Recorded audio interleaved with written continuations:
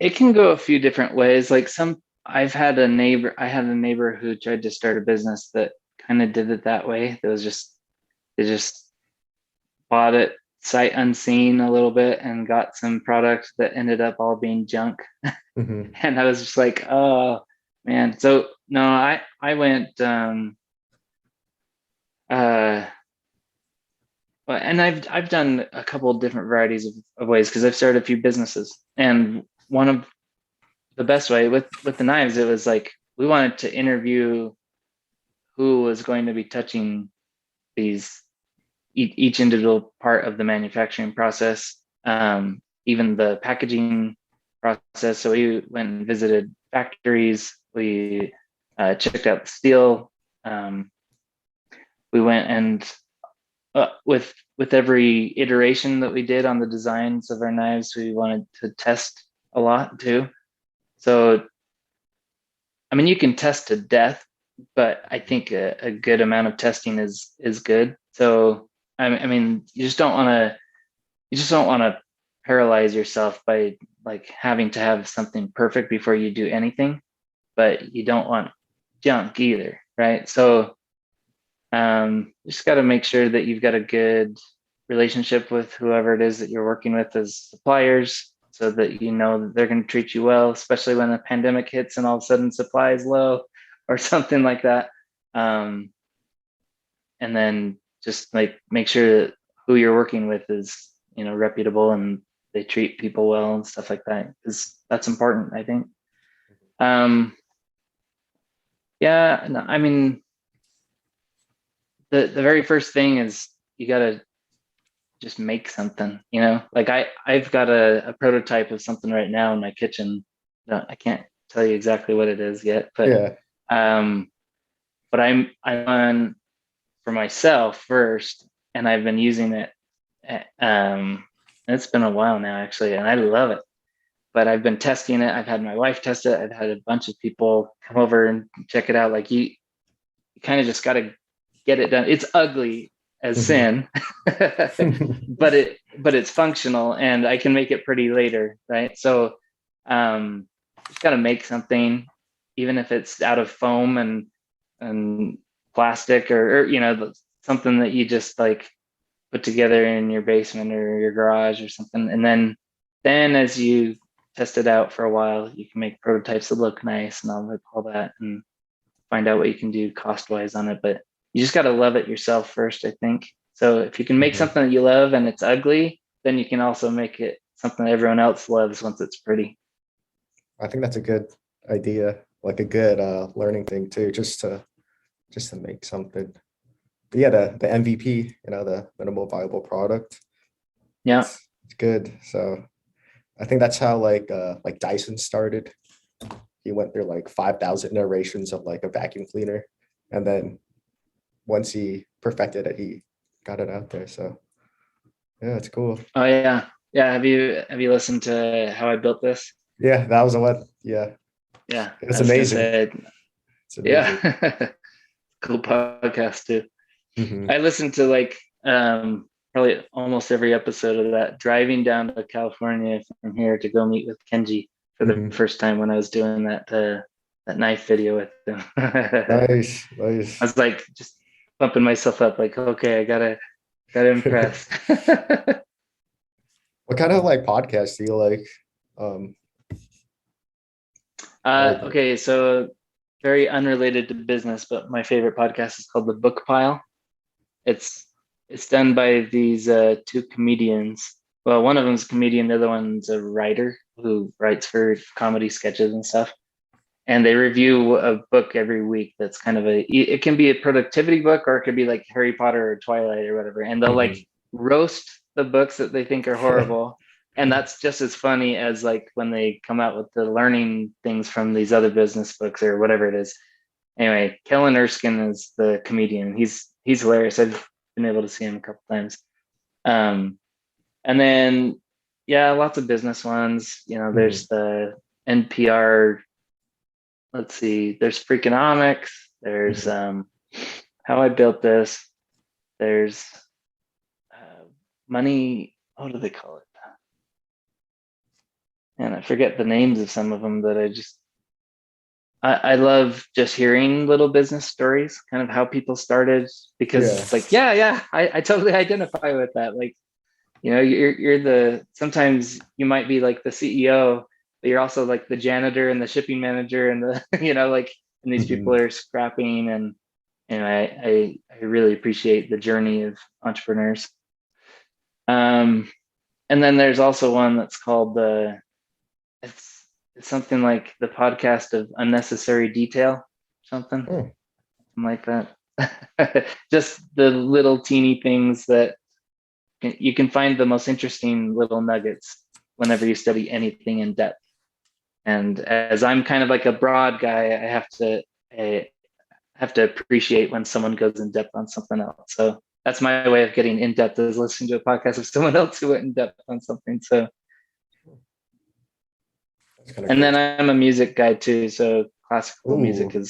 has been a big part of my life. So if you ever see anything cello Barney, that's me, because there's only one cello Barney up there. Really? I've been a professional cellist since a young teenager, and played the cello since I was 2 years old. So that's been a big part of my life. Wow. No, I love music. I definitely have to check that out. That's awesome. I have another Yeah, music podcast. We should probably do that one too. that was sweet. Yeah.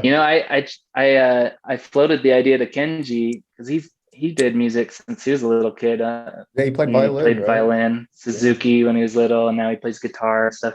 He's got his daughter playing. And I was like, dude, we should jam sometime, or even like do like a live charity thing or something like that. Sell some knives for cheap, and anyway, it's like, maybe later, because I That's didn't know at the cool. time that they were expecting. So Uh-huh. Huh. That's awesome that you were like started when you were super young. yeah, Is you've that probably heard me play, actually. Well, do you like movies? yeah, yeah. I don't So watch I too played for many, a but lot. like Okay, well, I played for a lot of soundtracks, because they farm a lot of the music yeah. out to Utah at a studio here. And in my high school years and college, that's kind of what got me through, is recording a bunch of movie soundtracks and stuff. So you probably Huh. heard me play. Yeah, probably. Huh. That's awesome. Yeah, they have what Sundance out there, right? That's Sundance is the film festival. Yep. yeah. And then the studio they have here is called LA East.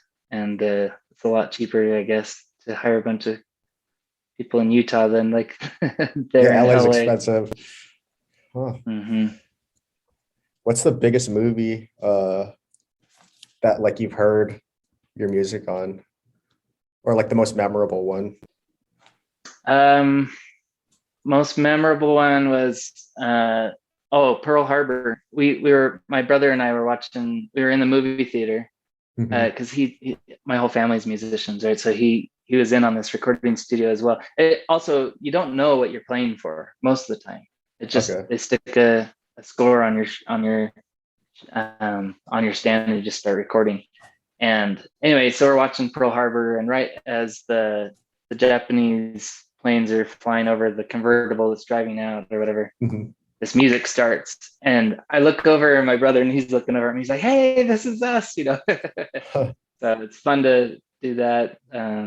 That was probably the most memorable, just because it was such a surprise. Like, hey, this is me. That's But did a awesome. lot of Xena Warrior Princess, if you remember. I don't know, might be too old for you, but Xena Warrior Princess was that was a standard, man. I played for so much Xena Warrior Princess. You can go watch almost any episode. I I'll was check playing it for that out. one. Yeah. No, it's not good. It's not worth watching, but it put me through college. Nice. Like, no, I definitely have seen Pearl Harbor, so I'll think about you the next time I watch it. So, I did some Harry Potter stuff and ooh, nice. Transformers and Spider-Man, but sometimes you don't know if it's going to be for a trailer or the movie or like a Hmm. video game or something like that. So, they'll use it for whatever they want to use it, and I don't care as long as they pay me that union rate. So, Hmm. Huh, but it that's is fun cool. when you start playing and it's like da da da da da da. I was like, oh, Mhm. okay, I know what this is going to be for. Huh, that's so interesting. That's odd. Were you like in the band? When you were in or what you do your undergrad at BYU or? Yeah, so BYU, I did play in the Philharmonic Orchestra for 1 year, and then I went on a mission for 2 years to Thailand. And when I came home, I switched from a music. I was a cello performance major, and then I switched a few times and did. I ended up with a major in linguistics and Mhm. a minor in business, a minor in music, and a minor in language and computers. So Wow, that's such an interesting background that you like uh, just turn that music and like language and all that stuff. I don't know. It's just so cool. It's so cool. So how is that like all those different experiences um, like translated to your starting a business and getting into like something super niche like knives? How did that like help you? um, so honestly, it helps me like the the linguistics and the language. I love languages. In fact, I still study each morning. I try to study some Thai and German and here and there Chinese. My kids are learning Chinese in school at their Nice. dual immersion program, and it's all about communication. Which actually, marketing is also about communicating. You Mhm. want to be able to communicate about the value that you have, or else you'll just get kind of lost. Even if you have the best product in the world, if nobody knows about it, or if nobody understands why it's valuable or why it's going to help them, then your product's not going to sell. You're not going to do a lot of business. So the linguistics actually, so what was fun for me in linguistics was learning how it's not just about how your tongue moves with your teeth to make certain sounds in a different language. It's every bit of communication from one brain to the other. So that could be written communication, it could be oral, it could be like so you kind of get down to the real concentrate of what it is that communication is. Mhm. And and so the power of words and carefully choosing your words uh, has been really helpful for me in marketing for other companies, but also even for my own company, just like choosing how I'm going to present myself, my business, my products. And I think a lot of people would see that reflected in like how I even do my customer service and Mhm. the emails that we send out, and carefully choosing to like, when someone complains about something or has an issue, um, to not be combative. Like, I'm here to help. Like, I'm not here to like make life miserable for anybody. I only want to help my customers. And when they realize that with carefully chosen words, so that it can't be misconstrued for me being rude or mean or something like that, then they're like, oh, like this is a good guy. I can trust that my interaction is going to be good going forward. And that's how you build trust in your brand and your company. And I think honestly, that's why Kenji picked me up as something that he would recommend, is because of how the business is run, just as much as how much he liked the knives themselves. So um, communication is a huge deal, business and family life. You just got to learn what is actually being heard and understood. And when you realize the power of words and how important they can be, just word choice. I'm like a super grammar Nazi too. My mom uh, taught us like to be perfect in our in our grammar, and so I appreciate when people intelligently are able to communicate something that's important. As I stumble over my words, right? Yeah. Intelligible. Anyway, so yeah, it's been helpful in business and marketing and in family life to be able to kind of get that communication across. And also, this might sound cheesy, but in music, you're also communicating something, right? Like you either communicating what a composer wrote to a listener, or what you are feeling and how you want to present a message in music. So I think there's a lot of power in music.